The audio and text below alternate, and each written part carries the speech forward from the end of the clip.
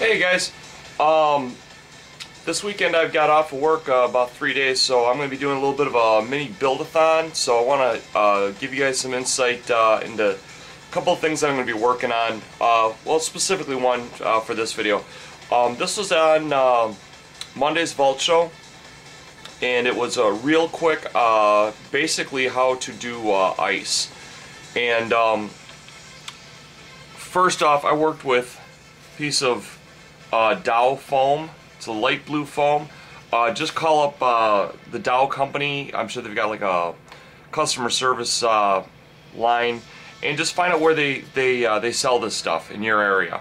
It makes an incredible base for doing things like ice and snow, because if the table gets scratched, you know, it's light blue, mixes right in, does a really good job.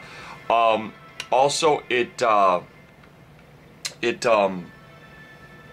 erodes very easily. What you're seeing here is my little cup of or soda bottle of naphtha. What does naphtha do to it? Let's take a peek. I won't make you painfully wait through the process, but you can see by just brushing it on with a brush how it just tore into that foam. And it gives a really incredible melted effect, deteriorated effect. And so if you want your ice to have that kind of an effect, you want to go with naphtha. You want to use it sparingly, and if you want to stop the process, instead of letting it just continue to eat on until the chemical neutralizes out, have like a bucket of water or something you can submerge this into, so it'll dilute it to the point where it doesn't hurt anymore. This will get wet, but it's no big deal. Yeah, there's gonna be jokes about the yellow snow. It sure was on the show. The other one, obviously, is we're talking about ice. Now, hot glue makes really realistic ice.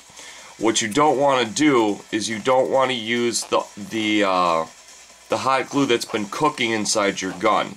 Now this is on a gun that was sitting on high for quite some time, and it's going to physically burn the hot glue, which is literally like a liquefied plastic, and then as it cools, it solidifies. So what you want to do is you want to get the clear stuff, and that's after you've pushed all this stuff out. Now if your gun sits for a little bit, it's going to start cooking again. So you're going to want to keep a scrap piece around to see if it's starting to stain your glue, if you're going to be doing ice effects on stuff, right?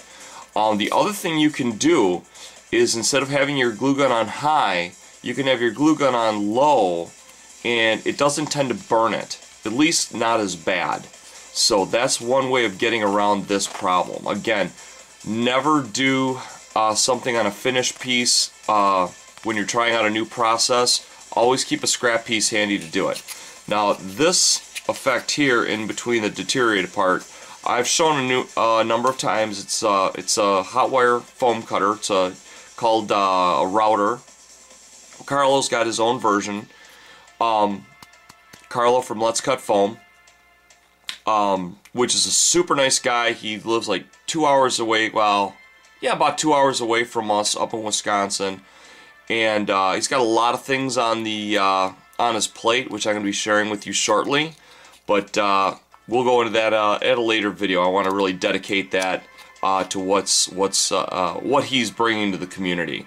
Now, what I did is I was planning on doing ice caves. My wife is playing a couple of different video games, and she was going through an ice cave, and I was like, you know, I could probably do that.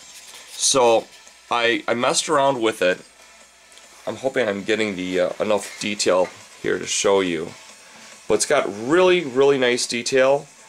And what I did is I worked this in two separate layers. I worked one just vertically, and then I actually went into it and created these nice little indentations and you know, little windows. This could be for monsters to come out of, water to run through, and with water you obviously have ice and ice caves. here's an example of using your hot glue gun to create kind of like little ice rivers along your walls, and it can kind of track along the actual topography of the wall. So here's some examples of what that can do for you. So, and as you can see, you cut out a bunch of them like that, and maybe I'll do a quick demo.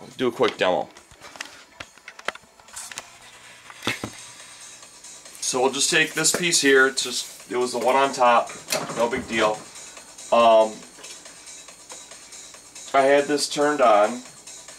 Now this wire is very hot. You do not want to touch it to yourself. You will get burned. It does give off very powerful fumes. Due to the shape of the piece, you're going to want to have two different kinds of curves on your wire. You're going to want to have an inside facing curve and an outside facing curve, and a point to get inside your niches. So let's just do this real quick. I'm going to just go in this little niche. I'm going to work it back and forth and go down just like that. That gives me that kind of an effect. The faster you go down, the less deep it's going to be. The more you work it in and out, the more texture you're going to have there. And what you do is you just find the natural shape of the wire, and you just work it into what works best with your existing shape. So like I said, I try and keep a lot of weird shapes on my tool because I don't want to be adjusting it as I'm working. I want to be able to move along at a reasonable pace. Terrain is something you can spend a ton of time on, but if you're smart, not so much smart, but you think ahead, you can trim a lot of time off it as well. So always try and find the easiest way to get something done. Really helps you from suffering burnout, which is a very easy thing to suffer from. Painters suffer from burnout painting armies. Terrain guys are no different. We suffer burnout from terrain from time to time. So I'm just going to work it along the edge, and I'm just looking for the closest shape to the existing topography that I've got. If I make a mistake, just like I made a mistake there, you see that flat spot? No big deal. I can jump right back in there and I can cut that off. I just look for an appropriate piece that's that shape. Again, be very careful when you're plucking things off of this hot wire. You will burn yourself if you're not careful. So we're going to work it down a little bit more. You can also leave those imperfections in, because when you go to do your deeper pieces, like I did here, that deeper piece and that deeper piece there, you can just take it right out of it, okay?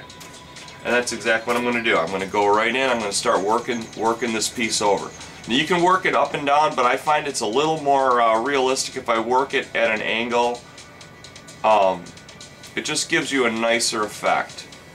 And by varying how much you go in and out can really make a difference on how good that piece will look when you're doing it. Another thing is on the edges, if you want to kind of curve it in, it's really easy to do. You just find you want a shallower curve, but you want to find a curve nonetheless. And then you just work it in and then work it out. You see how that gave me that nice curvature there?